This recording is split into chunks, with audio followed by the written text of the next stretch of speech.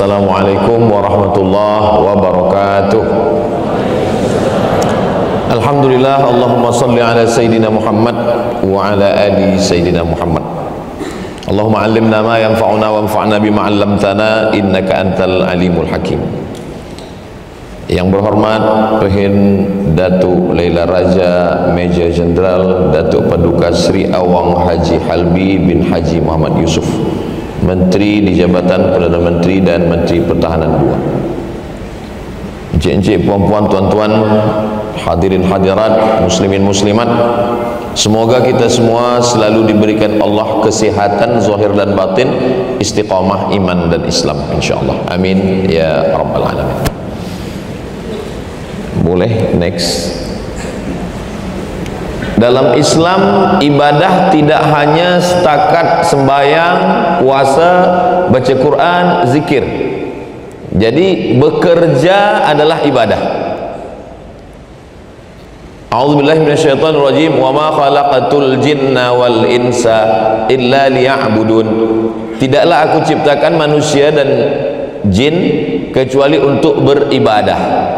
Jadi semua aktiviti kita adalah ibadah. Sehingga kita tidak boleh mengatakan saya di office tidak ibadah, kalau di masjid ibadah. Maka bukan begitu ajaran Islam. Sebagaimana saat kita sembahyang kita ingat Allah, maka di office pun, yang bekerja di hospital pun, yang menjadi polis, tentera pun, yang di laut pun, yang di darat, yang di udara, semuanya adalah ibadah. Hanya saja ibadah ini dibagi pada dua. Ada ibadah mahdhah, pure, tak ada bercampur dengan yang lain. Ada yang dia aktiviti biasa, tetapi kalau disebut nama Allah dia menjadi ibadah. Jadi kenapa orang sakit secara mental? Sebab dia membagi dua. Kalau saya di Masjidil Haram, saya ibadah. Kalau saya sedang umrah, saya sedang ibadah. Tapi kalau saya di office, saya di rumah, saya tidak ibadah. Itulah salah satu sebab kenapa penyakit itu masuk. Bila kita memahami bahwa semuanya adalah ibadah, kita akan menjadi orang yang amat sangat sehat. Kenapa sehat? Sebab kita selalu merasa diperhatikan Allah, bahwa perbuatan kita ini adalah ibadah. Tapi saya perlu juga luruskan, sebab ada setengah orang dia mendengar tazkirah yang saya sampaikan ini dia potong-potong. Sebab banyak sekarang tazkirah itu dipotong 1 minit, 2 menit, diupload di TikTok. Dia tidak full. Dia dengar tazkirah saya, kita di office pun ibadah, putus. Lepas itu bila dengar azan, Allahu Akbar, Allahu Akbar, dia tak ke masjid. Bila ditanya kenapa awak tak di masjid, sebab office pun ibadah. Ini tak betul. Maknanya di office ibadah, kita jujur kepada Allah. Orang kalau dia sedang sembahyang, sedang solat, dia takut bergerak 3 kali, takut memandang ke mana-mana, takut berbuat yang tak baik. Begitu jugalah kita berada di office, berada di rumah, berada di jalan, sebab semuanya adalah ibadah. Saya sampaikan kepada anak dan istri saya akan ke Brunei Darussalam, selepas itu saya akan ke Sabah, selepas itu saya akan ke KL, selepas itu saya akan pulang. Selama perjalanan ini adalah ibadah. Maka istri tidak akan bersusah hati, sebab dia tahu bahwa perjalanan ini juga adalah ibadah. Tidak banyak orang yang memahami hidup ini adalah ibadah. Dia anggap ibadah hanya pada yang ritual, pada mahdhah saja. Maka kata Nabi SAW, kullu sulama minan nasi alaihi sadaqah. Setiap tulang-tulang sendi kita ini ada sedekah. Melangkahkan kaki, bergerak tulang sendi, ibadah. Menatap mata, leher bergerak, ibadah. Langkah kaki, hayunan tangan, kedipan mata, bisikan telinga, lintasan fikiran, detak jantung, semuanya bernilai ibadah. Dengan syarat kita sebut nama Allah Subhanahu wa ta'ala. Kalau makan, semua makan. Maaf, cakap haiwan pun makan. Kenapa makan kita ibadah? sebab makan kita menyebut nama Allah. Allahumma barik lana fima razaqtana wa qina adzabannar. Maaf dalam tandas pun ibadah. Tandas najis, kotor, bau. Kenapa ibadah? Sebab menyebut nama Allah. Allahumma inni a'udzubika minal khubuthi wal khaba'ith. Kalau kita dengar dengan Allah, merasa diawasi Allah, merasa dipandang Allah, disitulah mental kita sihat. Kalau mental kita sihat, penyakit tidak masuk, setan tidak akan dapat pintu untuk masuk ke dalam. Sebab kita merasa saya sedang beribadah, saya sedang dekat dengan Allah. Keyakinan dalam hati membuat kita sihat secara mental. Badan kita sehat, batin kita pun juga sehat, insyaAllah. Next. Islam mengajarkan kita ada tanggung jawab. Ada seorang ulama bernama Imam Ibrahim bin Adham. Imam Ibrahim bin Adham melangkah kaki pertama, lepas tu dia langkah kaki kedua, lepas tu dia berhenti, dia undur balik ke belakang. Lalu teman dia bertanya, kenapa tadi masa langkah kaki kedua engkau yakin, tapi bila nak melangkah kaki ketiga tak jadi dan engkau mundur balik ke belakang? Kata dia, di langkah yang pertama saya tahu saya nak buat apa, tapi di langkah yang kedua saya ragu. Maknanya dalam Islam ada tanggung jawab. Setiap nafas kita ni akan diminta tanggung jawab di hadapan Allah Subhanahu wa taala. Afa khalaqnakum abatha? Apakah kami ciptakan kamu sia-sia? Maka saya melangkah ke Brunei Darussalam, diminta Allah tanggung jawab. Untuk apa engkau pergi Abdul Somad? Saya ingin menyampaikan ayat-ayat Al-Quran, menyampaikan hadis-hadis Rasulullah sallallahu alaihi wasallam. Jadi kalau kita menganggap hidup kita ini adalah tanggung jawab, di situ salah satu sebab mental kita menjadi sehat. Bismillahi tawakkaltu 'alallah, la haula wala quwata illa billah. Semua nanti akan ditanya di hadapan Allah. Wa na'lamu ma tuwaswisu bihi nafsuh. Apa yang berbisik-bisik di dalam hati pun akan diminta tanggung jawab di hadapan Allah Subhanahu wa taala. Innas sam'a, pendengaran, wal basar, pandangan, wal fuad, hati dan pikiran, kullu ulaika kana anhu mas'ula. Semua akan disoal, semua akan ditanya di hadapan Allah Subhanahu wa taala. Mulut tak boleh menjawab. Al-yawma nakhtimu ala afwahihim, mulut terkunci. Wa tukallimuna aydihim, tangan yang akan menjawab.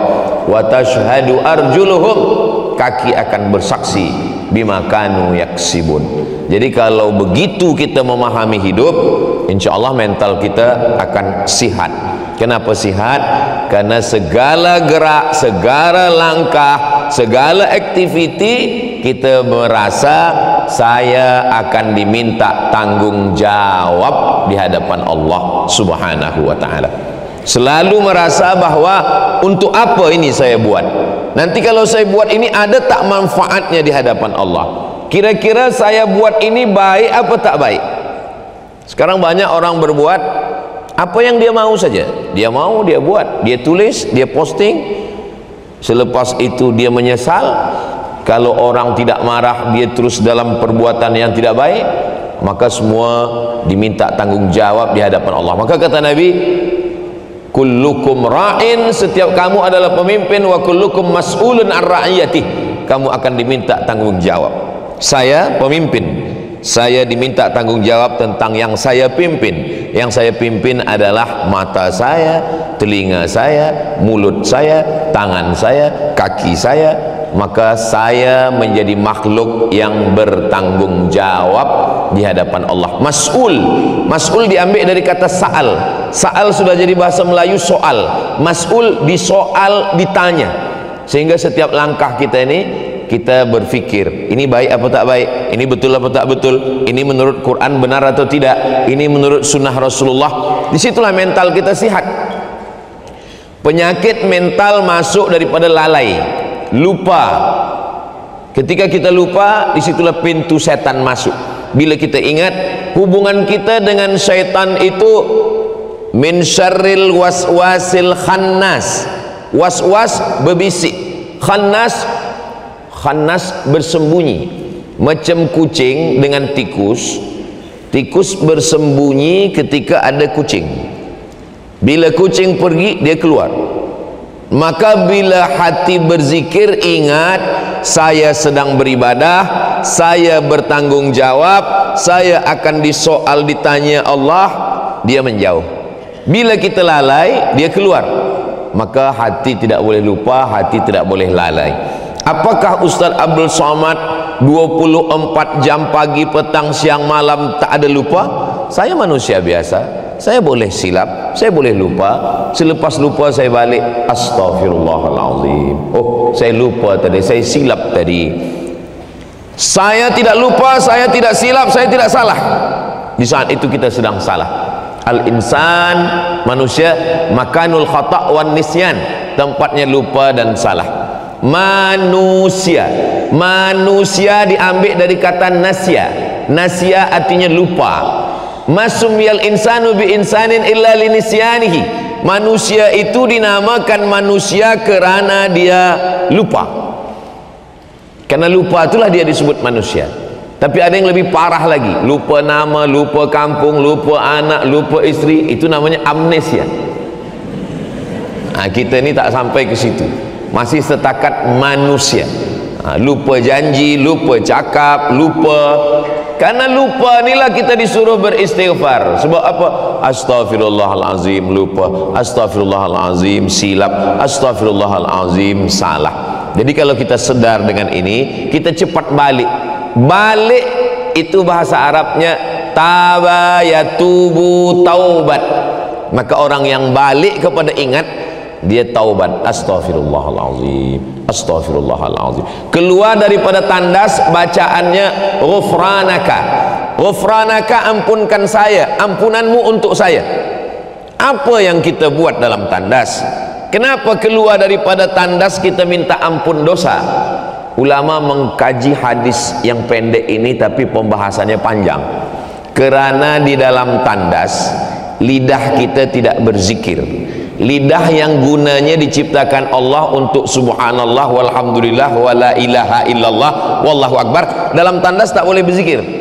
Sehebat-hebatnya manusia tak boleh berzikir dalam tandas, tak boleh menyebut nama Allah. Bila dia keluar dari tandas, dia minta ampun kepada Allah. Ampunkan saya ya Allah, kerana di dalam tandas tadi lidah saya tak berzikir, maka saya tebus di luar tandas. Ghufranaka, ampunkan saya. Kalau kita sedar secara mental, insya Allah mental kita sihat walafiat. Next. Kita bekerja tidak boleh sendiri, mesti ada teamwork. Ada orang tua yang bijaksana, Abu Bakar Siddiq. Ada anak muda yang kuat, Umar bin Khattab. Ada anak muda yang smart, Sayyidina Ali bin Abi Talib. Ada orang kaya yang dermawan, Utsman bin Affan. Ada perempuan yang bertenaga membawa makanan naik ke atas Jabal Sur, namanya Asma. Jadi cuba golongkan diri kita ni masuk ke dalam mana? Abdul Somad, engkau orang tua. Oh kalau begitu saya Abu Bakar Siddiq. Oh kamu anak pemuda belia. Oh kalau begitu kamu adalah Umar bin Khattab. Kamu cerdas, smart. Oh kalau begitu Ali. Saya ni kira-kira masuk yang mana Ustaz Somad? Kamu tua? Tidak. Muda? Bertenaga? Tidak juga. Kaya? Tidak juga. Pandai? Tidak juga. Kuat? Tidak juga. Kalau begitu masuknya ke Abu Lahab. Nauzubillah. Jadi kita ni dah dibagi Allah Ta'ala masing-masing ada pos kita. Innallaha idza ahabba 'abdan ista'malahu. Kalau Allah sayang kepada seorang hamba, maka dia pakai hamba itu untuk beramal. Allah sayang kepada saya, dipakai Allah Ta'ala saya untuk beramal. Kita ni semua tidak ada yang bodoh, tidak ada yang kekurangan, semua pasti ada kelebihan yang dibagi Allah Ta'ala. Saya tengok-tengok Ustaz Somad tak ada kelebihan, ada lebih hitam. Kita ni mana ada kekurangan kalau kita pandang lebih. Tapi kalau kita tengok kurang, kurang duit, kurang kaya, kurang comel, kurang elok. Tergantung kita memandang lebih atau kurang. Maka kita tengok pada pandangan Allah Subhanahu wa taala kepada diri kita, kita merasa kita ni sudah dilebihkan Allah Subhanahu wa taala. Memandang orang pun begitu juga. Nabi sallallahu alaihi wasallam sendirian boleh, innama amruhu idza arada syai'an ayaqula lahu kun fayakun. Tapi kenapa Nabi ada teamwork? Ada Abu Bakar Siddiq, ada Umar bin Khattab, ada Utsman bin Affan, ada Ali bin Abi Thalib, translator yang terjemahkan bahasa Arab ke bahasa Yahudi. Ada namanya Zaid bin Sabit. Ada yang menolong tunjukkan jalan. Ini jalan daripada kota Makkah ke kota Madinah. Kalau jalan biasa yang kita tempuh, nanti kita ditangkap oleh Abu Jahal, Abu Lahab. Mesti ada yang menunjuk jalan. Namanya Abdullah ibnu Uraiqid, tak Islam. Abdullah ibnu Uraiqid tak Islam, tapi kerana dia tidak memusuhi Islam, maka boleh dipakai pengetahuan dia untuk menunjukkan jalan. Maka kita mesti bekerja sama, dan kita menganggap orang ini adalah lebih. Saya boleh bercakap di sini dengan suara yang lantang, yang kuat, semua tuan-puan boleh mendengar. Itu bukan kerana kelebihan saya, tapi kerana kelebihan mereka yang ada di atas sana. Kalau mereka jahat aja sikit, mereka matikan, hilanglah nyawa Abdul Somad. Nyawa saya di sini letaknya, pada suara. Jadi saya tidak melihat kelebihan ada pada diri, tapi ada kelebihan pada orang lain yang menolong kita. Maka di saat itu mental kita menjadi sehat. Tapi kalau kita merasa sayalah, padahal Nabi Muhammad SAW selepas itu dia bagi kerja. Siapa yang tidur di tempat tidur Nabi? Sayyidina Ali. Siapa yang naik ke atas? Abu Bakar Siddiq. Siapa yang membawa berita di kota Makkah, mencari mana Muhammad SAW, mana Abu Bakar, kenapa hilang? Berita ni mesti dibawa ke atas Abdullah. Siapa yang bawa makanan? Asma. Siapa yang membawa kambing bagi makan di bawah? Ada seorang lelaki bagi makan kambing supaya kalau nampak ada kafir musyrik jahiliyah nak tangkap, bagi kod. Ini ada yang datang. Siapa pula yang menunjukkan jalan? Ini kita bagi-bagilah. Cuba tengok perjalanan ini dengan perjalanan Isra Mi'raj. Subhanalladzi asra bi'abdihi laylan minal masjidil haram ilal masjidil aqsa. Cukup Nabi Jibril Burak, cukup. Sebab ini perjalanan langit. Perjalanan langit tak perlu banyak-banyak. Nabi Jibril Burak. Tapi kalau perjalanan bumi, kita perlu bekerja sama dengan orang. Jadi kalau puan tengok ada kawan, dia tak ajak kita bekerja sama, mungkin dia nak perjalanan langit. Kita kalau bersama-sama, mental kita sihat, menganggap orang lain menolong kita, dan kita saling tolong menolong. Disitulah kita akan sihat. Kenapa? Karena kalau kita terlampau pada mental diri kita yang merasa lebih, rupanya kita tak ada apa-apa, kita letih. Manusia ini bukan letih badan, letih mental. Kalau letih badan, kita tertidur. Tapi kalau letih mental, itu nanti berakhir pada stres, depresi, anxiety, bunuh diri. Sebelum itu senyum sendiri. Kalau nak senyum, senyumlah, tapi ada orang jangan senyum sendiri. Maka saya bagi tugas. Nanti kalau kita nak pergi jauh, ada yang ambil gambar, ni ambil gambar. Ada cameraman, ada editing, ada uploading. Oh, Ustaz Abdul Somad kami tengok malam tadi bersama bikers di Bandar Seri Begawan. Yang belum tahu berarti belum tengok Instagram Ustaz Abdul Somad. Sempat juga Ustaz Abdul Somad upload gambar-gambar tu di Instagram. bukan saya yang upload, ada tim yang upload. Oh, patutlah saya selalu DM, saya selalu kirim message, saya selalu komen, Ustaz tak balas. Memang saya tak tahu password. Password saya bagi pada admin. Kenapa? Saya tahu diri saya. Kalau saya baca ada haters, dia attack saya, dia hamun saya balas. Maka supaya saya tak balas, saya tak tahu password. Tapi bukan berarti saya tak tahu isi itu, tahu, saya buka juga. Tapi saya lupa, saya cepat dilupakan. Ada beberapa komen yang saya ingat, ada beberapa komen. Ustaz, jadikan saya yang kedua, kata dia. Nah, itu saya ingat sikit. Macam mana Nabi SAW? Kata sahabat Nabi, ya Rasulullah, saya yang akan berburu. Bila mereka musafir sampai ke tengah gurun pasir, saya yang akan berburu mencari makanan kita, ya Rasulullah. Ya. Kata yang satu lagi, saya yang akan menyembelihnya dan saya yang akan membersihkan, membasuhnya. Baik. Kata sahabat, saya yang akan memasaknya, ya Rasulullah. Baik. Kata Nabi, kalau begitu saya yang akan mencari kayu bakar. Cobalah tengok, sehat mental kita kalau kita merasa bersama-sama. Walaupun dia Nabi, Sayyidul Anbiya wal Mursalin, Sayyidul Awwalin wal Akhirin, dia tidak mengatakan kamu cari berburu, kamu sembelih, kamu cuci, kamu bakar, kamu masak, saya yang akan menghabiskannya. Kita bekerja sama, kita adalah teamwork yang baik. Ini saya ambil dari kitab Ar-Rahiq Al-Makhtum. Saya tidak pernah merasa sendiri. Kalau saya pergi ke Brunei Darussalam, ada tim yang bekerja sama, yang mengatur semua. Ustaz Abdul Samad, bolehkah kami dapat jadual di masjid di sini, di office di sini? Sila bagi tahu tim ya.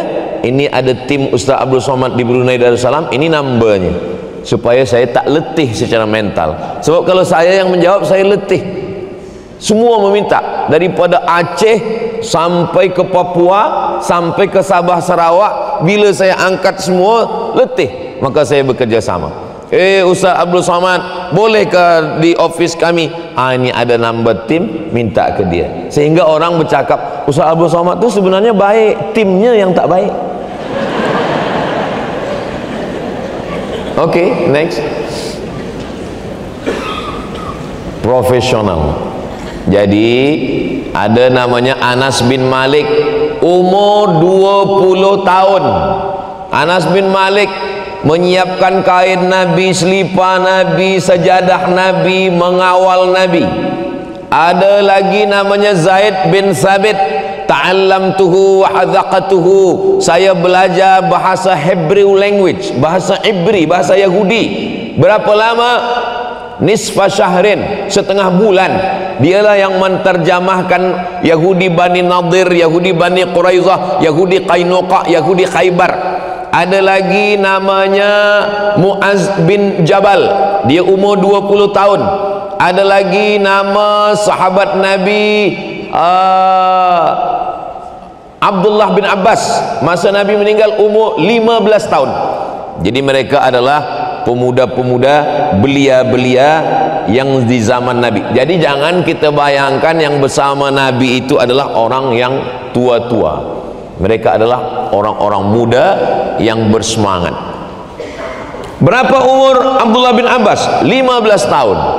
Berapa umur Muaz bin Jabal? 20 tahun. Berapa umur Zaid bin Sabit? 20 tahun. 21 tahun. Muda. Dulu mereka umur-umur belia ini kalau ditanya, Abdullah bin Abbas, Muhammad Al-Fatih menaklukkan Konstantinopel 19 tahun. Panglima perang Nabi Usamah bin Zaid 18 tahun. Pemuda sekarang kalau ditanya, umur kamu berapa? 19 tahun. Apa yang sudah kamu taklukkan? Menaklukkan hati dia. Apa ini?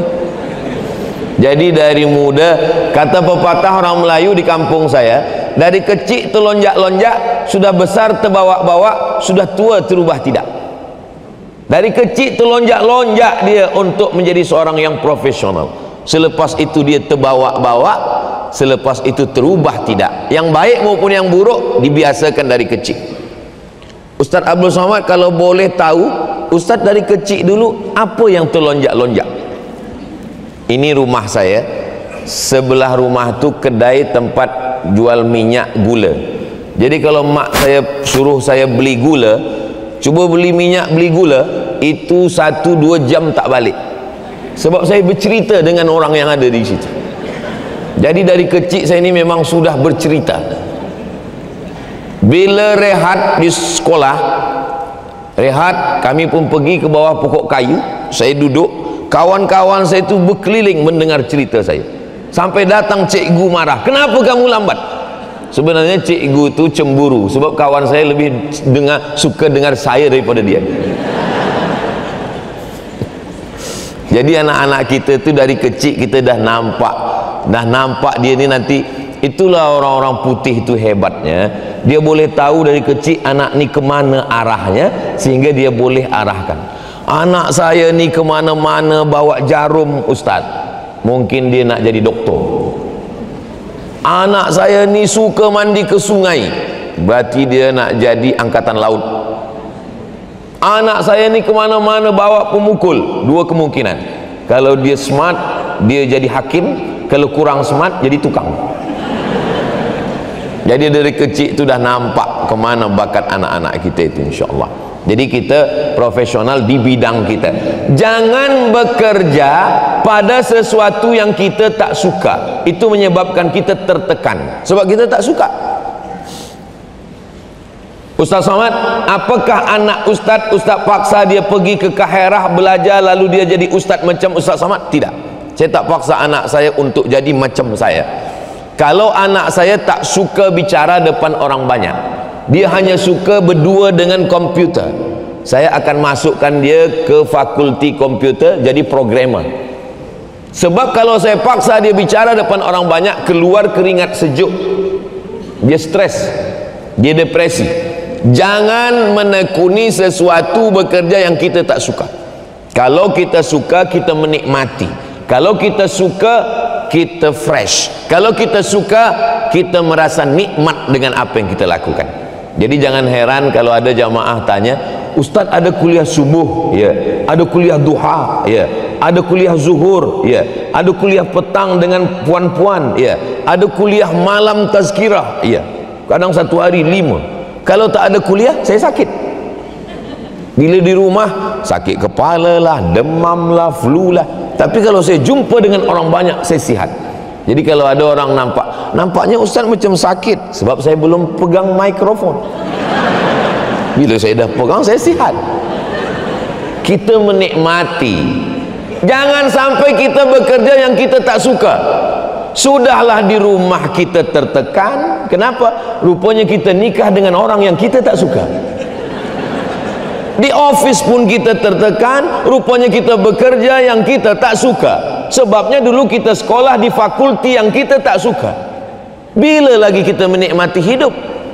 Maka tanya baik-baik. Ini semua adalah profesional. Baik, next. Tolong kalau waktu habis bagi tahu Ustaz, sebab saya suka bercakap ni. Bila saya suka, saya tak terasa waktu berjalan. Rupanya jamaah sudah, ini bilalah selesainya. Macam mana Allah Subhanahu wa taala menyuruh solat? Sebab hubungan kita dengan Allah ini solat, connecting, jangan sampai putus dengan Allah. Umur 7 tahun. Kalau 7 tahun sembayang, maknanya umur 5 tahun sudah hafaz surah-surah pendek. Tapi saya bukan ustazah, saya ni bukan muallimah, saya ni bukan profesor. Macam mana mengajak anak? Ajar sambil memasak pagi, atau sambil buatkan tea pagi. Bismillahirrahmanirrahim. Qul huwallahu ahad, Allahus samad. 3 kali, 4 kali, 5 kali baca, terakam dalam kepalanya, dia hafaz. Anak akan ikut apa yang kita buat. Ayah sambil drive kereta, Bismillahirrahmanirrahim, Qul huwallahu ahad. Sama yang didengar di dapur, sama dengan yang didengar di kereta, sehingga dia sama. Jangan sampai lain yang dia dengar. Pagi dia dengar, di kereta dia dengar pula, kiamatlah dunia. Macam mana kita nak anak-anak kita penghuni surga? Anak cermin orang tua. Apa maksud anak cermin orang tua? Saya kalau bercermin di depan cermin, maka saya menengok diri saya yang sebenarnya. Itulah cermin. Cermin bukan Instagram, sebab Instagram ada filter. Berapa banyak orang di Instagram putih, leher hitam. Sebab Instagram bukan cermin. Yang jujur adalah cermin. Maka anak adalah cermin kita. Tolong kalimah yang tadi jangan tuan bawa ke rumah cakap pada isteri. Nanti dia tak marah pada tuan, dia marah pada saya. Okey, next. Menutup aurat. Kalau nak mental sihat, hubungan dengan Allah jangan putus. Matahari belum terbit, as-salatu khairam minan naum. Naumnya pendek. Sebab banyak orang ditanya, engkau tak sembahyang subuh tadi? Tidak. Kenapa tidak? Muazzin tu salah. Kita selalu menyalahkan orang lain. Macam mana muazzin dekat rumah kamu? As-salatu khairam minan naum. Bukan salah muazzin, salah kita. Maka kita perbaiki dengan cara apa? Jangan putus solat, selepas itu tutuplah aurat. Alhamdulillah, Brunei Darussalam, Darussalam, dar rumah, salam selamat. Siapa yang datang ke Brunei Darussalam, selamat matanya daripada menengok orang yang tidak menutup aurat. Tertutup semua di jalan, di bandaraya. Bersyukur kepada Allah. Cuba di tempat lain kita tengok, saya ni ustaz, pakai kopiah, pakai baju, pakai sorban, nak bagi tazkirah, didudukkan di hotel. Di hotel macam-macam manusia datang. Ada yang baju belum selesai dijahit dah dipasang. Alhamdulillah kalau saya tazkirah di Brunei Darussalam, memang betul-betul salam selamat mata. Kalau mata kita menengok yang elok, hati kita pun elok. Sebab hati ini, mental tu letaknya di sini. Mental yang di sini ini, itu dia dapat informasi daripada telinga. Inna sam'a, telinga, apa yang didengar. Kalau yang didengar elok, ke sini pun elok. Wal basar, kalau yang ditengok elok, maka di sini pun elok. Sama' basar, telinga, mata. Maka kalau telinga elok, mata elok, hati pun elok. Tapi kalau yang didengar tak elok, yang dipandang tak elok, yang dimakan tak elok, hati ikut jadi tak elok, disitulah letak sakit mental. Badan mungkin lebih sihat, tapi mental sakit. Kalau di Arab namanya mustashfan nafsi. Mustashfa, tempat sihat. Nafsi, diri, tempat menyihatkan diri. Rumah, tempat menyihatkan diri. Tempat ada orang-orang yang sakit secara mental, dikumpulkan, diobati secara diri. Itu kalau kita masuk ke sana, secara fizik badan mereka lebih sehat daripada Abdul Somad. Kalaulah puan menengok orang-orang maaf yang gila, duduk dia dekat saya, ditanya secara badan mana yang sehat, mungkin puan-tuan akan mengatakan dia sehat, Ustaz Somad yang sakit kalau menengok badan. Tapi fikiran tak sama dengan badan. Banyak kadang orang yang secara badan dia sihat, tapi fikirannya sakit. Dari mana kita tahu? Senyum dia tengok sekali senyum. Bila kita tengok, kalau ada orang senyum 2 kali masih sihat, tapi bila ditengok senyum, bila tengok senyum, kita lama-lama takut. Apa ni masalah? Orang berbicara ketika ada orang. Tapi kalau ada orang berbicara sendiri, tak ada orang pun bercakap, ini terjadi sesuatu dalam fikiran. Fikiran dia sedang berbicara sendiri. Maka hubungan pertama, solat, connecting dengan Allah, dan mata mesti menengok yang baik. Next. Ini ke ini? Ini bukan pilihan untuk tuan. Ini pilihan untuk puan. Ini perlu saya luruskan. Ini pilihan untuk puan, apakah nampak muka atau bercadar. Dua-duanya sunnah.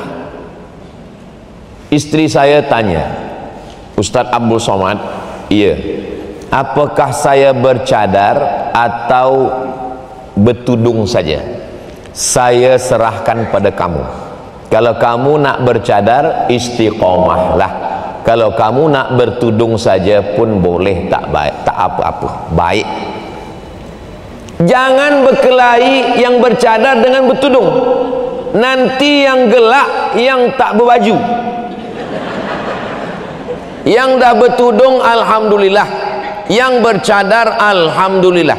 Untuk yang gadis-gadis, maaf, yang cantik-cantik, yang comel-comel, elok bercadar. Sebab kalau tak bercadar, pergi ke tempat makan, banyak tuan-tuan salah suap. Elok bercadar. Kenapa Ustaz tahu? Saya ni pensyarah 11 tahun.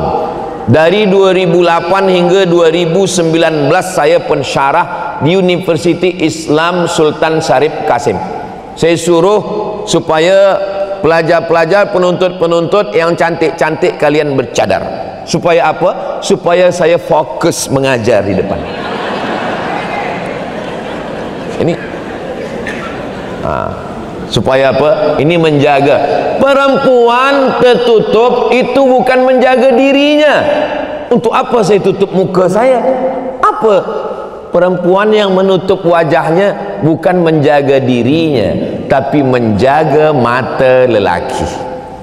Kalau ada lelaki mengatakan kamu cantik kepada perempuan, tanya dulu lelaki itu, apakah kamu ayahnya?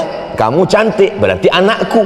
Apakah kamu abangnya? Kamu cantik, berarti adiknya. Apakah kamu datuknya? Kamu cantik, berarti cucunya. Apakah kamu pamannya? Kalau bukan ayah, bukan pakcik, bukan datuk, bukan abang mengatakan kamu cantik, berarti dia krokodil.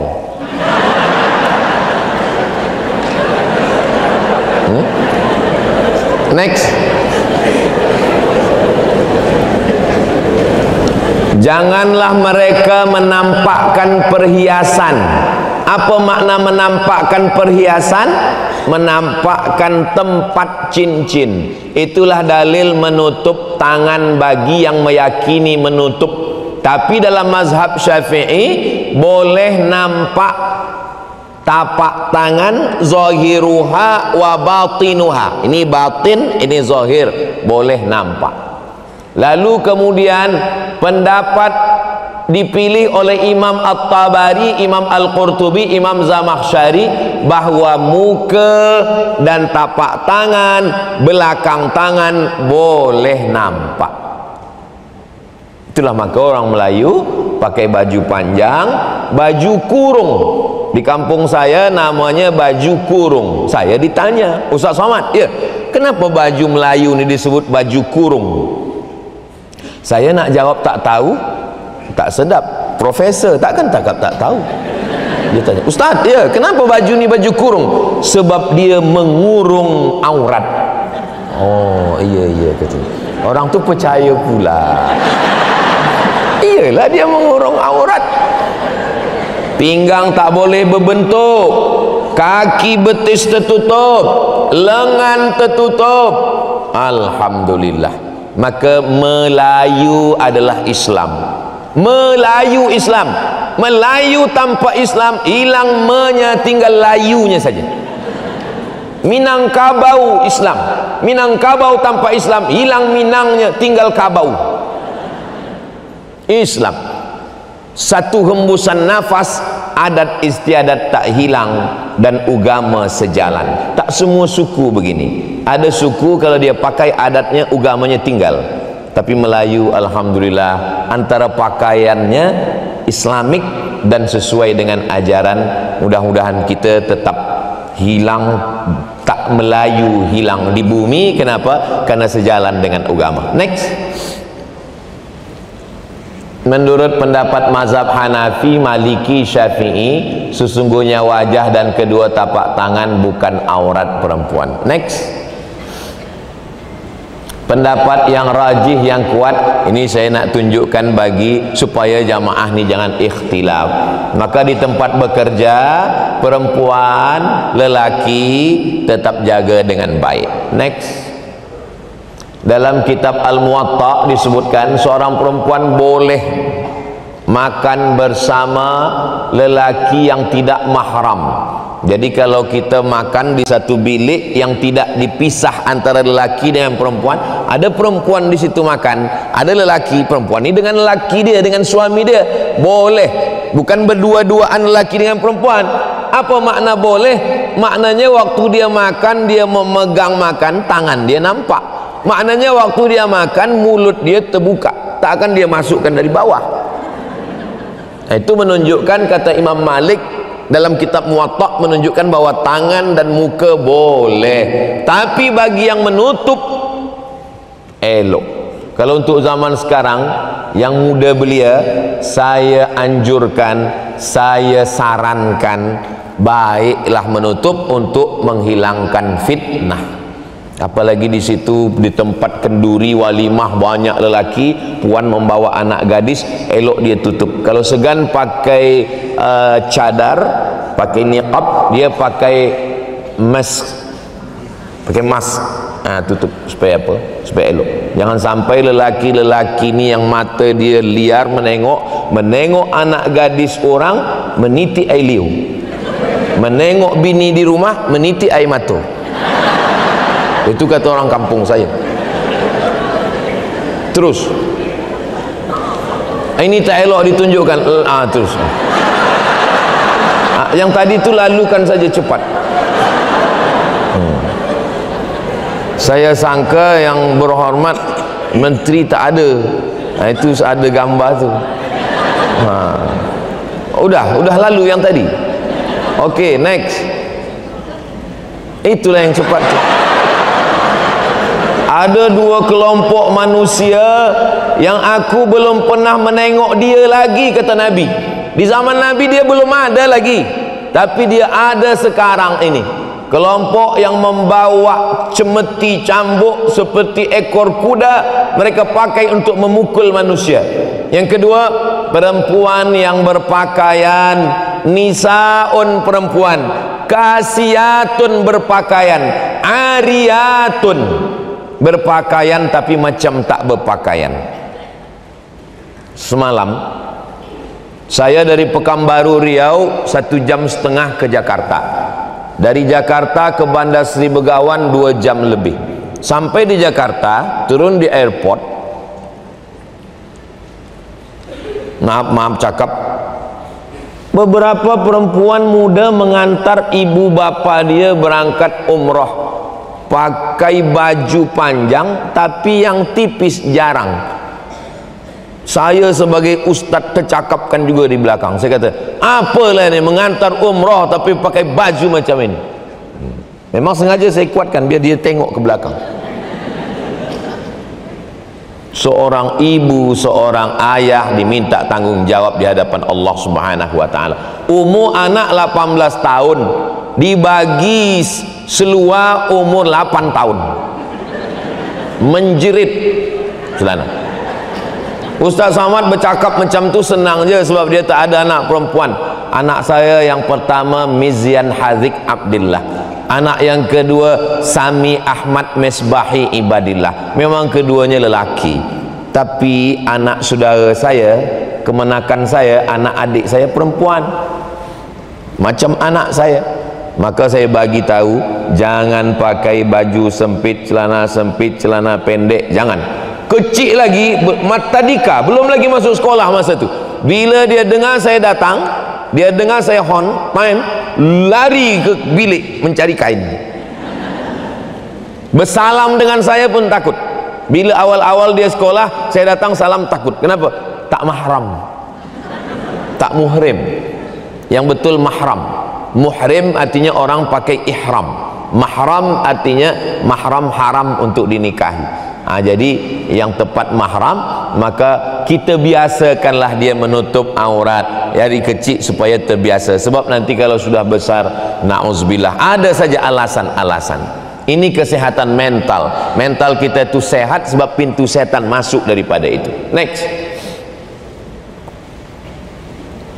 Pemberitahuan, mohon perhatian para umat, terutama remaja putri yang masih dan seterusnya, supaya jangan pakai ini. Saya ambil gambar di kuil Hindu terbesar di Pulau Sumatera.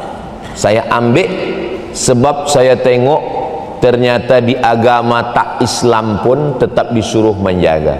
Jangan pakai yang tak baik. Tak Islam, tak Islam pun menganjurkan demikian, apalagi kita yang Islam.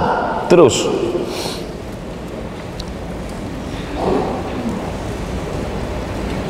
maka Allah Subhanahu wa ta'ala tidak menyia-nyiakan amal lelaki dan perempuan. Lelaki dan perempuan dalam Islam, sila puan bekerja, aktiviti di office, lelaki pun juga. Tapi sembahyang jangan tinggal, zikir jangan putus, menutup aurat. Saya ni perempuan Ustaz, amal saya sikit. Lelaki boleh puasa, saya tak puasa sebab uzur. Lelaki boleh berjihad, saya tak boleh jihad. Lelaki boleh sembahyangnya penuh, saya dalam sebulan tak penuh 7 hari. Betul, tapi ada amal perempuan yang tak boleh dilakukan lelaki. Perempuan boleh mengandung, perempuan menyusukan anak, perempuan melahirkan, dan tiga-tiganya ibadah. Mengandung anak tu ibadah. Makanya kalau ada orang bercakap, kadang jiran kita ni perempuan yang mengandung, dia yang sakit perut. Apa awak ni tiap-tiap tahun mengandung? Apa tiap cakap? Ini ibadah.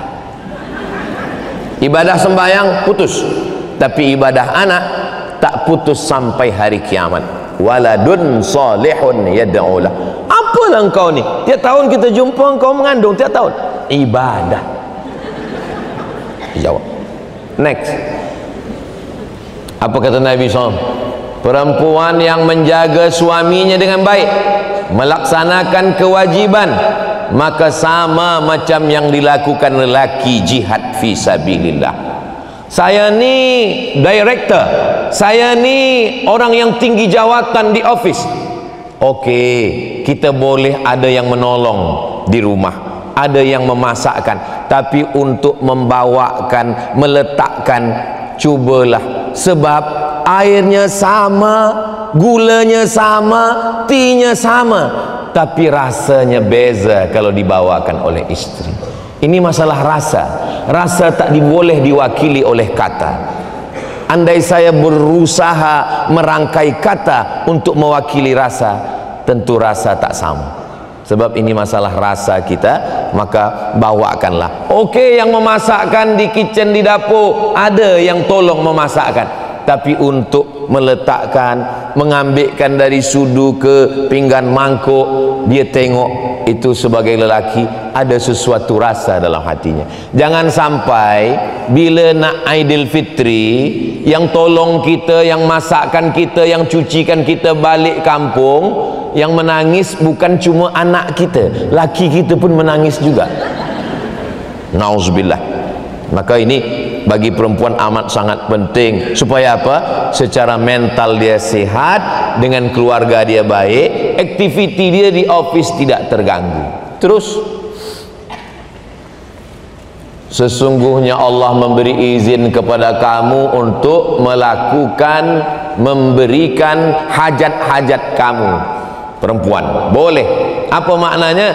Semua tanpa ada pengkhususan. Aktiviti perempuan seperti menuntut ilmu, mencari penghidupan.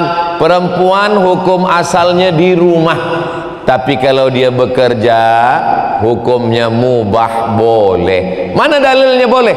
Sebab Asma memikul makanan unta dan Nabi tidak melarang. Itulah boleh perempuan masuk bekerja, office, berniaga di pasar dan lain sebagainya. Next.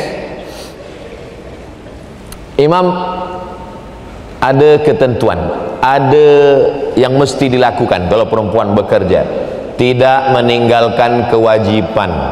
Izin suami, menjaga akhlak. Kata Syekh Atiyah Sokar, izin suami. Suami yang membagi izin itu memang betul-betul izin, bukan karena terpaksa. Abang, izinkan aku bekerja, kalau tidak, awas. Itu tak betul. Jadi memang betul-betul dengan keridhaan dia, pergilah engkau bekerja. Selepas itu jaga akhlak, jaga moral, jaga etik kita, maka baik insyaAllah. Next. Perempuan sholat ke masjid, maka perempuan sholat ke masjid. Kalau perempuan saja ke masjid mentalnya sehat, apalagi lelaki. Itu maksudnya. Perempuan lebih baik sholat di dalam bilik. Perempuan lebih baik sholat di dalam bilik yang sempit. Perempuan lebih baik sholat di dalam rumah. Memang betul hadis itu ada, tapi ada satu lagi hadis, la tamna'u ima Allah masajid Allah. Jangan larang perempuan ke masjid. Jadi ke masjid itu mendatangkan ketenangan mental. Lelaki, kenapa Ustaz bahaskan perempuan? Kenapa tak bahaskan lelaki? Sebab yang banyak heboh nih perempuan. Boleh tak boleh ke masjid? Kalau lelaki, memang menurut mazhab Hambali, lelaki wajib solat berjamaah ke masjid. Tapi kalau mazhab Syafi'i, fardu kifayah. Lelaki yang soleh solat ke masjid.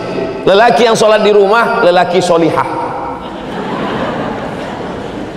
Jadi kalau ada suami puan yang sholat di rumah, sampaikan salam dari saya bila balik nanti. Bang, ada salam dari Ustaz Somad. Apa kata dia? Kata dia, abang solihah.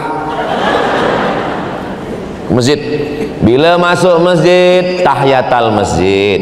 Sampai di masjid, berzikir. Sampai di masjid, baca Quran. Sampai di masjid, i'tikaf. Sampai di masjid, turun rahmat Allah. Perempuan dalam masjid, tolong duduk, jangan dekat-dekat kawan yang terlampau dekat. Jangan. Sebab kalau ada dekat dengan kawan terlampau dekat, agak-agak jauh sikit.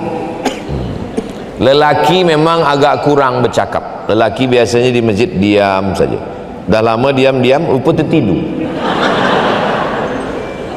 Bercakap pula ke kawan sebelah. Rasa-rasanya tak sah sembahyang Jumat kita hari ini. Kenapa? Khutbahnya satu. Kata kawan dia, khutbah tu dua, engkau tertidur dari tadi. Next. Perempuan boleh ke masjid, tidak memakai wangi yang melampau. Wangi yang melampau. Makna melampau ni dia pakai di halaman belakang, saf paling belakang, lupa imam ayat di depan. Wala ana abidum ma'abadtum wala antum ma'abid. Tak nampaknya simpang lakum dinukum waliyadin. Bukan berarti makna tak boleh pakai minyak wangi ni maksudnya busuk, tak boleh. Sebab Nabi melarang orang makan bawang putih, bawang merah, tak gosok gigi ke masjid. Kata Nabi, man akala basalan, siapa yang makan bawang merah, sauman, makan bawang putih, falyatazil, jangan dekat masjid kami. Makan bawang merah, bawang putih, petai, sambal belacan, tak gosok gigi, ayat kul a'udzu birabbin nas, malikin nas, ilahin nas. Pengsan kawan sebelah. Jangan bersolek, solek yang melampau, solek melampau. Masa pasang lampu mati padam, keluar dari bilik sebelah hijau sebelah biru. Ini tidak ada di Brunei Darussalam. Ini yang saya cakapkan nih di kampung saya di Riau. Di sini alhamdulillah. Wahai perempuan, engkau cantik bukan kerana solekmu, bukan kerana bedakmu, bukan kerana lipstikmu, tapi kerana tahajudmu dan munajatmu. Awak ni nampak cantik muda lah. Apa rahasianya? Apa skincare-nya? Aku ni cantik ni bukan kerana make up, bukan skincare. Jadi kenapa? Ini kerana wudu. Oh, jadi awak anggap kami ni tayamum semua. Maksud saya cakap ni jangan melampau juga. Tidak memakai gelang kaki. La yadribna bi arjulihinna. Apa makna gelang kaki? Zaman jahiliyah dipakai gelang kaki yang bergemerincing, kalau dipukulkan ke lantai kerincing kerincing kerincing kerincing. Kalau lalu dia di belakang, ini semua jamaah tak fokus lagi ke saya, fokus ke gelang kaki. Tapi kalau ada puan bergelang kaki boleh. Ini maknanya mengambil perhatian orang, memakai pakaian yang melampau. Perempuan tu cantik di bilik dia, di suami dia. Banyak sekarang perempuan cantik bukan untuk suaminya, tapi untuk suami orang lain. Kalau nak keluar, pergi walimah, pergi program-program, macam bidadari turun dari surga.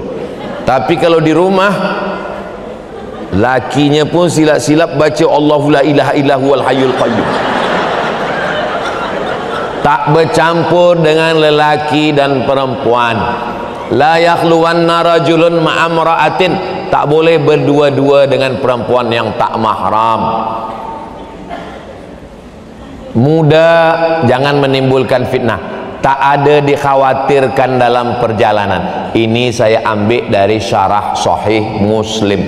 Ini yang dari tadi saya sampaikan itu semuanya ada dalam kitab-kitab. Yang tak ada dalam kitab yang gambar yang kita cepat tadi. Itu dapat saya dari grup WhatsApp. Terus, apa kata Syekh Abdul Majid Salim? Jika kedatangan perempuan itu ke masjid untuk solat dan mendengarkan apa yang baik dalam urusan agama, maka seperti itu adalah afdal. Baik, next. Pendapat Syekh Yusuf Al-Qardawi, perempuan mestinya dididik suami. Suami yang mengajar baca Quran, suami yang mengajar akhlak. Tapi kerana suami tak mampu, suami mengajak isteri ke masjid. Suami yang baik diajak ke masjid. Next. Larangan bagi wanita maaf cakap, memegang Quran, membawa Quran, membaca Quran, tawaf, solat, puasa, masuk masjid. 7. Tapi dia tetap boleh berzikir. Macam manalah kami yang dalam keadaan uzur ni, Ustaz? Zikir. Allahumma salli ala sayyidina Muhammad wa ala ali sayyidina Muhammad. Allahumma salli ala sayyidina Muhammad wa ala ali sayyidina Muhammad. Saya berzikir tak berbunyi, Ustaz. Saya berzikir suka yang ada lagu-lagu. Allahumma salli ala sayyidina Muhammad. Yang ada lagu, yang ada suara, yang tak bersuara, baik. Kawan saya ni asyik nak menceritakan anak orang, laki orang, suami orang, isteri orang. Betul ke laki saya? Allahumma salli ala sayyidina Muhammad. Sebab kalau kita bagi dia tazkirah, dia marah. Awak ni macam Ustaz Abdul Somad pula, baru tonton tazkirah dia 2 kali, itu pun online. Nak bagi saya tazkirah pula. Kita selawat saja. Allahumma salli ala. Puan, tuan, kalau guna tasbih digital yang letak tu, itu orang segan ajak kita cakap. Bila dia nak ajak kita cakap, cubalah pakai. Saya dah cuba dah. Saya pakai, saya gini kan. Segan dia nak ajak saya cakap. Kenapa Ustaz tak pakai sini? Di Brunei Darussalam cakapnya elok-elok semua. Itu maka saya tak pakai. Kalau di kampung saya pakai. Bila dia nak mulai cakap, saya gini kan. Dia berhenti. Pergi ke Makkah umrah, beli tasbih 100. Pergi ke Madinah, pergi ke Makkah, beli tasbih 100, bagi semua ke kawan-kawan tamu 99, tinggal satu. Yang satu tu pun untuk kereta. Judul filmnya, tajuk filmnya, Ketika Kereta Bertasbih. Kereta masuk surga, yang punya kereta masuk neraka. Terus Islam mengatur, semua diatur oleh Islam. Semua ini diatur oleh Islam. Menguap pun diatur Islam. Idza tasa'aba ahadukum, kalau kamu menguap, falyarudda mastata'a, tahan. Tak boleh menguap macam kuda Nil. Bersin pun diatur dalam Islam. Idza atisa ahadukum, kalau kamu bersin, falyadha kaffaihi ala wajhihi, letakkan tapak tangan ke muka, kecikkan suara. Ini kadang air mesti ditutup, sebab kalau tak ditutup masuk lalat ke dalam, dicelupkan. Fa inna fi ihda jinahi da, dalam satu sayapnya ada penyakit, satu sayap lagi ada penawar obat. Islam mengatur segala aspek kehidupan. Next, agama paling bersih. Laula an asyqa ala ummati, kalau tidak memberatkan bagi umatku, la amartuhum bisiwak, bergosok gigi setiap akan sholat. Subuh gosok gigi, zuhur, asar, maghrib, isya, duha, tahajud, bersih. Setan masuk dari yang kotor-kotor. Hari Sabtu, hari Ahad cuti, 2 hari tak mandi, busuk. Semalam saya dapat berita, artis-artis Hollywood yang paling malas mandi ada. Dia pula yang iklankan minyak wangi. Malas mandi. Bila ada puan punya suami yang malas mandi, cepat-cepat diruqyah. Setan nak masuk ke dalam melalui yang bau-bau mandi. Saya banyak ditanya orang, saya tengok jadual ustaz pergi ke sana, terbang ke sini, tazkirah sini. Apa yang ustaz minum? Teh tarik. Apa yang ustaz makan? Nasi putih. Apa amalan? Saya tak tahu. Yang amalan almarhumah emak saya yang saya ambil, mandi sebelum subuh. Sebelum subuh saya mandi dulu. Subuh tadi mandi dulu, bersih. Saya suka bersih. Setelah bersih itu barulah sembahyang, solat sunat wudu, solat sunat taubat, solat sunat tahajud, solat sunat hajat. Sehat badan kita sebab bergerak. Banyak orang tak bergerak, mandi tidak, lapar makan kuat, lepas itu tidur balik. Hidup hanya untuk tidur dan makan. Bila ditanya, kenapa awak tak mandi, kenapa awak tak makan, kenapa awak tak? Sebab saya Isnin, Selasa, Rabu, Khamis, Jumat busy, sibuk. 2 hari ini biarkan aku menikmati hidup. Padahal 2 hari itu kita mesti sihat secara zahir dan batin. Next, kebersihan yang amat sangat mendasar sekali, khitan. Sekarang yang tak Islam pun banyak khitan, sebab hindarkan kanser. Yang kedua, tak boleh lebih dari 40 hari. Yang ketiga, maaf cakap, bulu ketiak dicabut, bukan dicukur. Kalau dicukur nanti dia tumbuh berjalan begini. Ketiga, keempat, memotong kuku. Sekarang banyak orang saya tengok kuku panjang.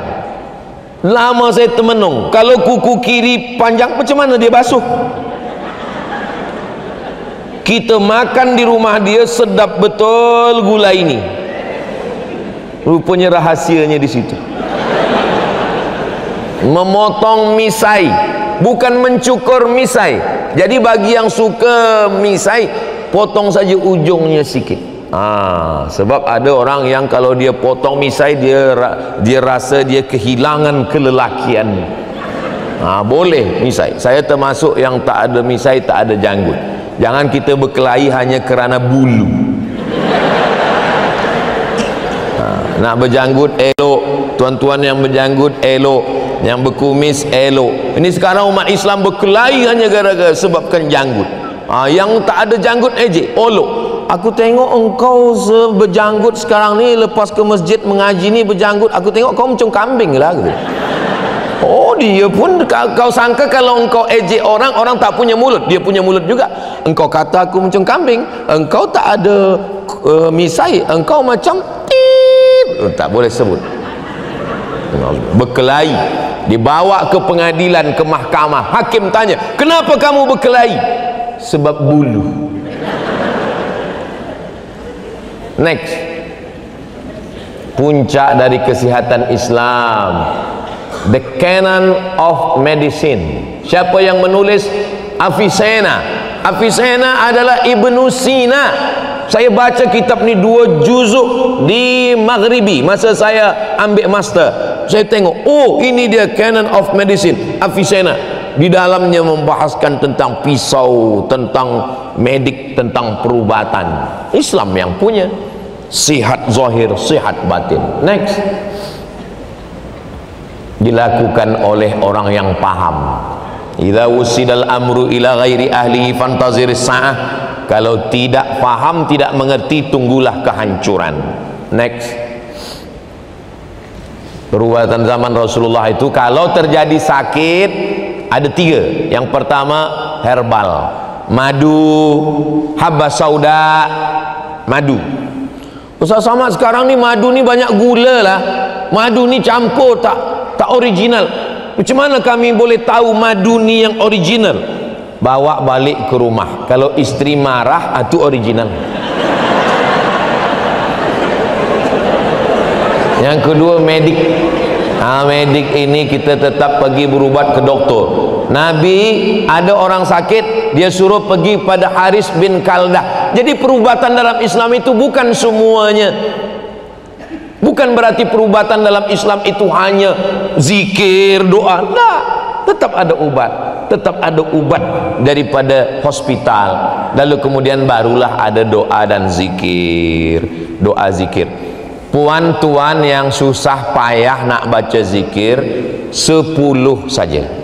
1 istighfar, 2 kul huwallah, 3 al-falaq, 4 an-nas, 5 al-fatihah, 6 pangkal al-baqarah sampai wa ulaika humul muflihun, 7 ayat kursi, 8 ujung al-baqarah lillahi ma fis samawati sampai habis, 9 solawat, 10 afdalul dzikri fa'lam annahu la ilaha illallah. Semua kita hafaz yang 10 ni.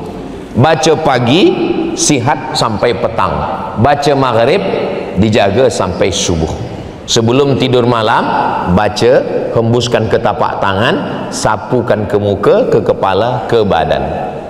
Puan punya anak gadis cantik, tuan punya anak belia, datang lelaki mengganggu-ganggu dia.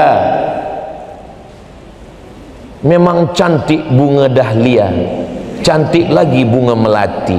Sudikah adinda mengawani abang hingga mati? Rupanya dia marah, cinta ditolak, bomoh bertindak. Akhirnya dia ambil air ludah, dia ambil rambut, dia ambil kuku, dia pakaikan, minta kepada syaitan. Maka pelindungnya 10 tadi. Itu kita bacakan, ajarkan ke anak-anak kita awal hari, awal malam. Awal hari lepas subuh, awal malam lepas maghrib. Kami di Ma'had Az-Zahra itu dibacakan kepada seluruh penuntut-penuntut penghafaz Quran supaya sihat zahir dan batin. Next, azan di telinga itu sesungguhnya menanamkan Allahu Akbar, Allahu Akbar. Itu maka ruqyah itu dibaca kuat. Allahu la ilaha illa huwal hayyul qayyum. Kuat. Sebab saya tengok ada orang baca ruqyah baca slow. Allahu la ilaha illa. Kata syaitan, ini serius ke apa tidak? Baca kuat. Saya ni hakim musabaqah tilawatil Quran. Ada satu orang diganggu jin. Lalu kemudian datanglah satu profesor memanggil saya, Ustaz Samad, sini kejap. Ada apa Prof? Ini budak ni diganggu jin. Dah baca ayat? Sudah. Saya tengok mereka baca pelan. Allahu la ilaha. Oh, saya baca kan di telinga kanan dia kuat. Allahu la ilaha illa huwal hayyul qayyum. Nah, tak sihat. Selepas dia sihat, saya pula takut. Karena biasanya dulu kalau ada perempuan yang sihat dinikahkan sama yang mengobat. Cuma saya takut. Selepas itu saya tak mau lagi. Kalau ada orang nak minta ruqyah, saya bagi number. Ustaz, ini ada number kawan saya, namanya Ustaz Faizar. Coba cari di YouTube Ustaz Faizar. Dia memang spesialis jin. Nama dia pun di dalam handphone saya buat Ustaz Faizar Jin. Kadang lupa nama dia, cari jin dapat. Jadi azan di telinga itu sebenarnya mengazankan kuat. Jadi kalau ada orang yang sakit, puan diminta bacakan kuat-kuat, sekuat-kuatnya di telinga dia. Ada kawan saya yang tukang ruqyah. Tapi ajaibnya dia nih, bila dia meruqyah, bini dia ikut, jinnya lari. Tapi kalau bini dia tak ikut, jin tak takut. Lama-lama kami heran juga, kenapa kalau bini dia ikut jinnya lari? Rupanya jin tu takut sama bini dia.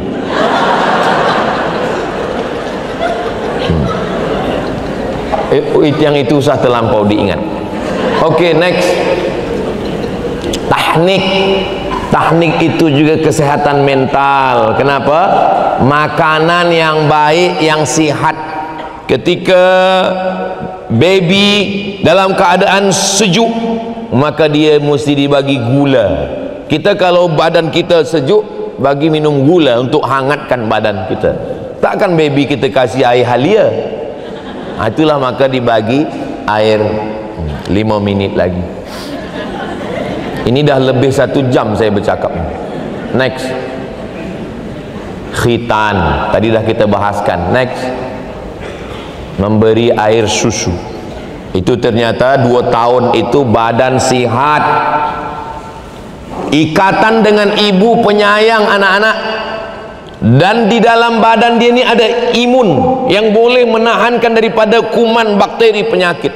Dulu kami masa kecil-kecil, saya rumah dekat sungai, mandi sungai berhujan-hujan 3 jam, biru bibir, badan sehat. Budak sekarang baru menengok mendung dah bersin. Apa ni? Next. Menggunakan air yang bersih.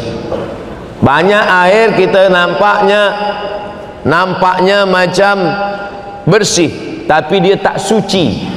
Islam ini bukan setakat bersih, suci. Airnya air mutlak. Maka air yang kotor itu tempat setan.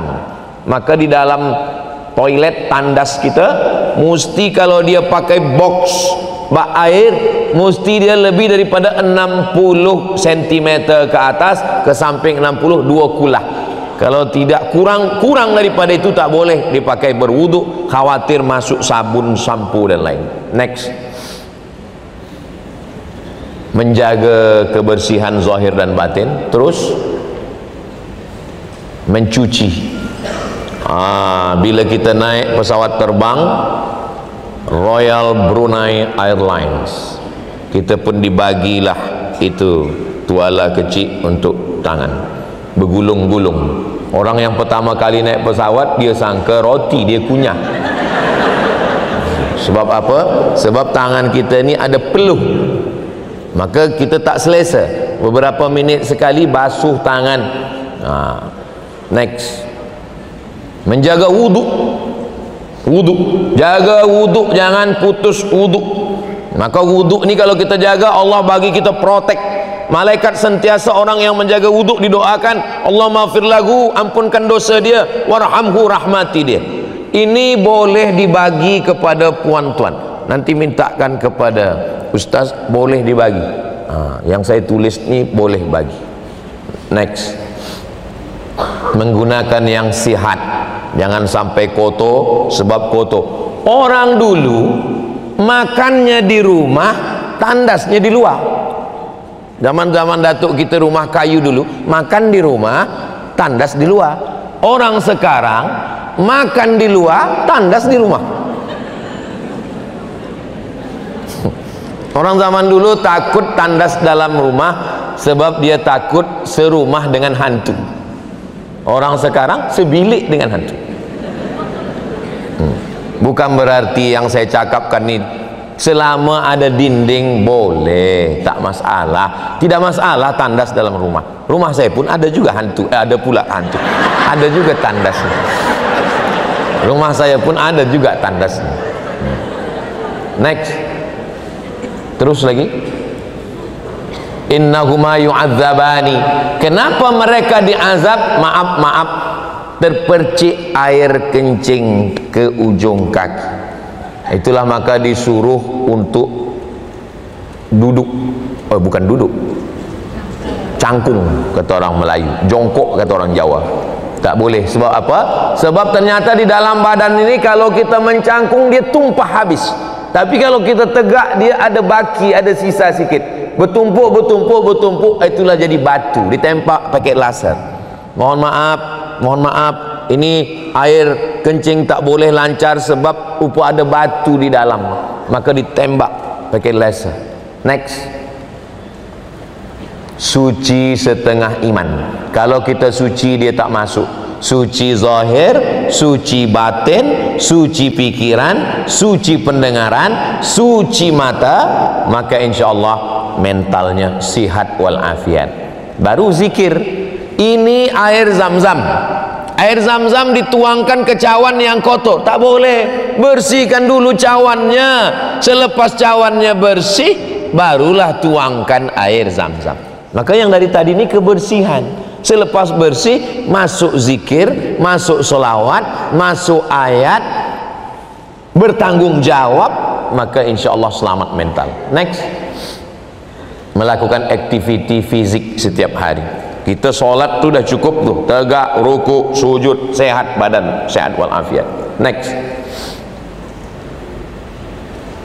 Rukuklah hingga ada tumakninah. Subhana rabbiyal azimi wa bihamdi, subhana rabbiyal azimi wa bihamdi, subhana rabbiyal azimi wa bihamdi, subhana rabbiyal a'la.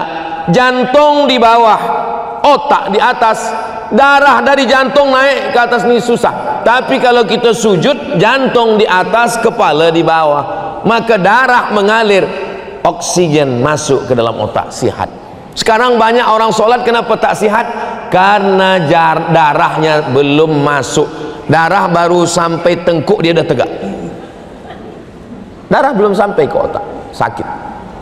Nah, itulah yang boleh. Ada beberapa yang belum sampai, tapi insyaallah nanti tersampaikan kepada tuan-puan sekalian. Saya kembalikan kepada Al-Mukarram. Barakallahu fiik. Mau jawab yang mana, Ustaz? Bagaimana mengqadha? Hilang udah.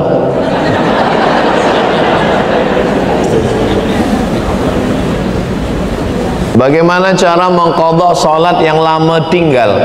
Hukum mengqadha salat 4 mazhab paling tua, mazhab Hanafi, nomor 2 mazhab Maliki, nomor 3 mazhab Syafi'i, nomor 4 mazhab Hambali. Mengqadha salat wajib, tidak ada ikhtilaf. Sembahyang yang lama-lama diqadha. Cara mengqadhanya selepas sembahyang zuhur nanti, qadha zuhur. Usalli fardhu zuhri 4 raka'atin qadaan. Selepas asar nanti qada juga. Usalli fardhu asri 4 raka'atin qadaan. Hanya saja lepas asar dan subuh jangan diqada di masjid, nanti kawan bertanya-tanya. Nah, lepas itu 1 hari 1 solat 1 sembahyang. Lepas zuhur 1 qada, lepas asar 1 qada, lepas maghrib 1 qada, lepas isyak 1 qada, lepas subuh 1 qada. Selama sembahyang tu tinggal. Saya tak sembahyang, Ustaz. Umur berapa sekarang? Umur 40. Bila sembahyang? Baru subuh tadi. Berarti akil balik umur 10. maknanya dia qada 30 tahun. 30 tahun qada. Kalau mati dalam 2 tahun ini, maka yang baki 28 tahun itu diampunkan Allah SWT, sebab dia dah ada niat mengqada. Qada itu berat? Tidak. Qada tidak berat. 1 rakaat itu 1 menit. 1 rakaat 1 menit. Jadi 4 rakaat 4 menit. Kenapa kata 4 menit berat? 40 menit untuk scroll Instagram tak berat. Qada tidak berat. Kita sembahyang sunat malam, solat sunat wuduk, solat sunat taubat, solat sunat hajat, solat sunat tahajud, solat sunat witir, banyak solat sunat. Jadi qada tu kalau kita dah biasakan, ringan-ringan saja. Jadi cuba dulu, insya-Allah mengqada itu ringan, insya-Allah. Demikian, wallahu a'lam. Ini ada soalan yang berkaitan dengan firman Allah SWT dalam surah Al-Quran. Afala yatadabbaruna al-Qur'an ala qulubin aqfalha. Apakah soalannya berikutnya, apakah kerana kita umat Islam ini tidak memahami Al-Quran, tidak faham Al-Quran, kesehatan kita itu terganggu? Afala yatadabbarunal Qur'an, mengapa mereka tidak merenungkan isi Al-Quran? Am ala qulubin aqfaluha, atau hati mereka sudah terkunci?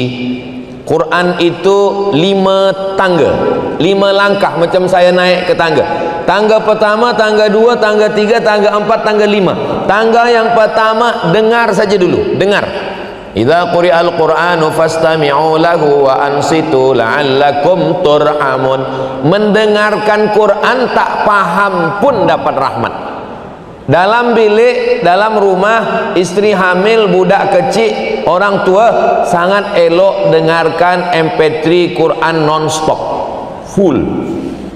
Sampai hari ini di bilik saya, sejak mula dulu anak paling kecil belum lahir sampai sekarang, non-stop Quran terus. Jangan terlampau kuat, jangan terlampau pelan. Dengarkan di kereta, MP3 Quran. Yang kedua, selepas dengar, naik ke atas, baca. Selepas baca, naik tangga 3, faham, baca tafsir. Tangga yang keempat, amalkan. Tangga yang kelima, ajarkan. Khairukum, orang yang paling baik, man ta'allamal Quran, orang yang belajar Quran, wa 'allamahu, dan orang yang mengajarkan Al-Quran. Jadi kita ni masing-masing ada yang di tangga 1, ada yang dah di tangga 3, ada yang dah di tangga 5. Kita masing-masing semuanya baik, insya-Allah. Tuan-puan yang baru mendengar, dengar, tapi mula baca. Yang dah baca, mulai baca, beli tafsir, ikut kajian-kajian tafsir. Dulu di Bandar Seri Begawan ada kajian tafsir Profesor Haqqi Zanjabil. Mudah-mudahan ini berterusan ada kajian tafsir, insya-Allah. Demikian, wallahu a'lam. Insyaallah saya baru menerima maklumat, dibukakan juga soalan-soalan kepada hadirin hadirat yang ingin menyoalkan secara langsung bagi yang tidak berkesempatan untuk ataupun susah termasuk ke slide, boleh menggunakan soalan melalui mikrofon secara langsung kepada Al-Fadhil Ustaz. 2 soalan sahaja lagi yang akan diberikan kepada Ustaz sebelum kita menutup forum pada pagi ini.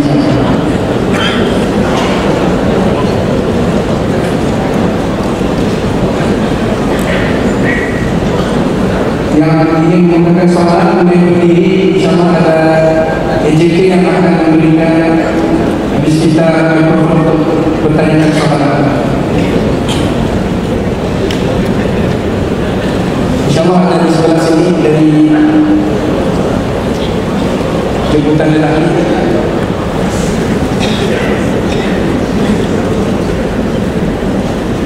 Itu ada angkat tangan, Rais. Oh.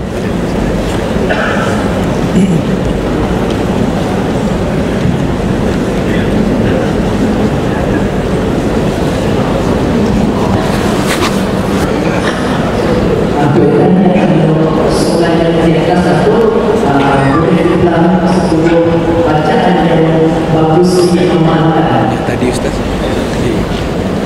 Saya baca yang 10 ni, puan-tuan recording, nanti boleh ulang sendiri. Okey? 1, 2, 3. Astaghfirullahal azim alladzi la ilaha illa huwal hayyul qayyum wa atubu ilaih. A'udzu billahi minasy syaithanir rajim. Bismillahirrahmanir rahim. Alhamdulillahi rabbil alamin. Arrahmanir rahim. Maliki yaumiddin. Iyyaka na'budu wa iyyaka nasta'in. Ihdinas siratal mustaqim. Siratal ladzina an'amta 'alaihim ghairil maghdubi 'alaihim waladdallin. Amin. Bismillahirrahmanirrahim. Qul huwallahu ahadun illahus samad. Lam yalid wa lam yulad wa lam yakul lahu kufuwan ahad. Bismillahirrahmanirrahim. Qul huwallahu ahadun illahus samad. Lam yalid wa lam yulad wa lam yakul lahu kufuwan ahad. Bismillahirrahmanirrahim. Qul huwallahu ahadun illahus samad. Lam yalid wa lam yulad wa lam yakul lahu kufuwan ahad. Bismillahirrahmanirrahim. Qul a'udzu birabbil falaq min syarri ma khalaq wa min syarri ghasiqin idza waqab wa min syarri naffatsati fil 'uqad wa min syarri hasidin idza hasad. Bismillahirrahmanirrahim. Qul a'udzu birabbin nas malikin nas ilahin nas min syarril waswasil khannas alladzi yuwaswisu fi sudurin nas minal jinnati wan nas. Bismillahirrahmanirrahim. Alif lam mim. Dzalikal kitabu la raiba fihi hudal lil muttaqin alladzina yu'minuna bil ghaibi wa yuqimuna as-salata wa mimma razaqnahum yunfiqun walladzina yu'minuna bima unzila ilayka wa ma unzila min qablik wa bil akhirati hum yuqinun ulaika ala hudan min rabbihim wa ulaika humul muflihun. Allahu la ilaha illa huwal hayyul qayyum la ta'khudhuhu sinatun wa la nawm lahu ma fis samawati wa ma fil ard man dhal ladzi yashfa'u 'indahu illa bi idhnihi ya'lamu ma bayna aydihim wa ma khalfahum wa la yuhituna bi shay'in min 'ilmihi illa bima sha'a wasi'a kursiyyuhu as-samawati wal ard wa la ya'uduhu hifdhuhuma wa huwal 'aliyyul 'azim. Lillahi ma fis samawati wa ma fil ard wa in tubdu ma fi anfusikum aw tukhfuhu yuhasibukum bihi Allah fayaghfiru liman yasha wa yu'adzibu man yasha wallahu ala kulli shay'in qadir. Amana ar-rasulu bima unzila ilayhi min rabbih wal mu'minun kullun amana billahi wa malaikatihi wa kutubihi wa rusulihi la nufarriqu baina ahadin min rusulihi wa qalu sami'na wa ata'na ghufranaka rabbana wa ilaykal masir. ربنا لا تؤاخذنا إن نسينا وأخطأنا ربنا ولا تحمل علينا إصرا كما حملته على الذين من قبلنا ربنا ولا تحملنا ما لا طاقة لنا به واعف عنا واغفر لنا وارحمنا أنت مولانا فانصرنا على القوم الكافرين. اللهم صل على سيدنا محمد وعلى آل سيدنا محمد كما صليت على سيدنا إبراهيم وعلى آل سيدنا إبراهيم. اللهم بارك على سيدنا محمد وعلى آل سيدنا محمد كما باركت على سيدنا إبراهيم وعلى آل سيدنا إبراهيم في العالمين إنك حميد مجيد.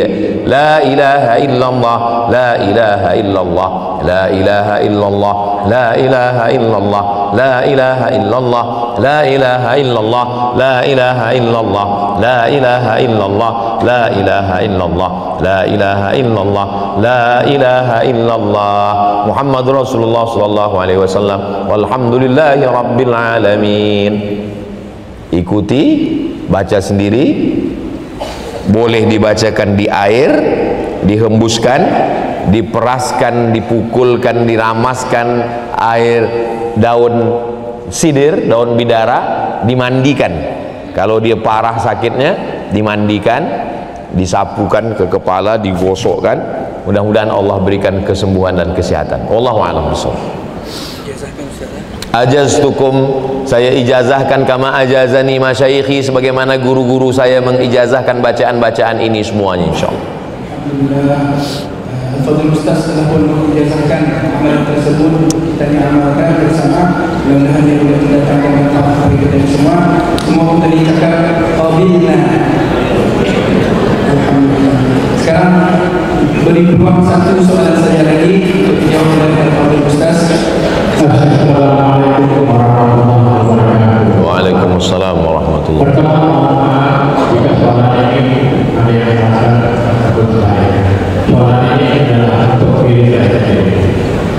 Ustaz, bagaimana saya boleh menyebarkan wudhu saya dengan baik walhal bil air saya banyak bantuan? Mohon penjelasan. Ya.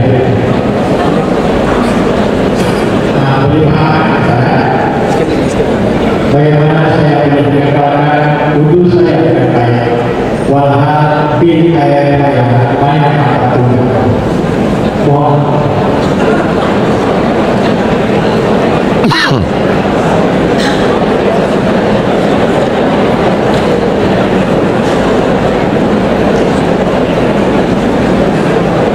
Tak boleh tangkap.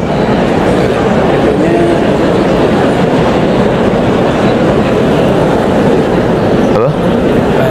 Bagaimana untuk mengagalkan wudhunya, sedangkan bilik airnya itu ya bilik air tempat mandi, tempat wudhu, di sana juga ada tandas untuk buang hadas dan sebagainya. Mungkin was-was Berwudu di tempat bilik yang bersatu dengan tandas, wudunya sah. Hanya saja tidak boleh menyebut nama Allah, tak boleh menyebut bismillah di situ. Dalam hati saja niatnya, bismillahnya dalam hati, sebab ada tandas. Maka wudunya sah, wudu tidak batal. Kalau kita merasa wudu batal, kata Nabi, fala yansarif, jangan batalkan sembahyang sampai ada dua hal, hatta tasma'a sautan, sampai mendengar suara, au tajidarihan, atau mencium bau. Selama tak ada suara, tak ada bau, maka wudu tak batal. Itu waswasatus syayatin, bisikan setan. Tak ada suara, tak ada bau, wudu tak batal. Ada suara, tak berbau, batal. Tak ada suara, berbau, batal. Tapi rasa-rasanya ini bukan bau punya saya, punya orang lain, tak batal. Wallahu a'lam. masih berkenaan wudhu, Prof katanya bagaimana kalau ingin mengekalkan wudhu tapi ada hutang bil air tertunggak katanya. Macam mana mengekalkan wudu ada hutang bil air yang tertunggak, tak berbayar? Membayar hutang hukumnya wajib, berwudu hukumnya sunnat. Kalau bertembung antara yang wajib dengan yang sunnat, maka didulukan yang wajib, bayar bil air dulu. Bolehkah beribadah berhutang? Saya nak tetap berwudu, lalu pinjam ke kawan utang untuk bayar bil air yang hutangnya sudah jatuh tempo mesti cash bulan ini. Boleh beribadah dengan berhutang. Hutang terbagi dua. Yang pertama, mayurja adauhu, hutang yang ada diharapkan pembayarnya. Ustadz, anak saya nak akikah bulan Desember, nanti Desember padi saya menguning, nanti saya bayar. Saya boleh pinjam uang Ustadz untuk potong kambing akikah anak saya esok, Desember saya bayar? Boleh. Yang tak boleh itu mala yurja ada'u, tak ada yang diharapkan pembayarannya, itu tak boleh. Ustadz pinjam uang, saya nak akikah anak saya, bila Ustadz bayar saya serahkan pada Allah Subhanahu Wa Taala. Itu tak boleh. Jadi selama ada yang diharapkan gaji, pendapatan, kebun yang akan panen, maka boleh berhutang untuk beribadah. Wallahu a'lam.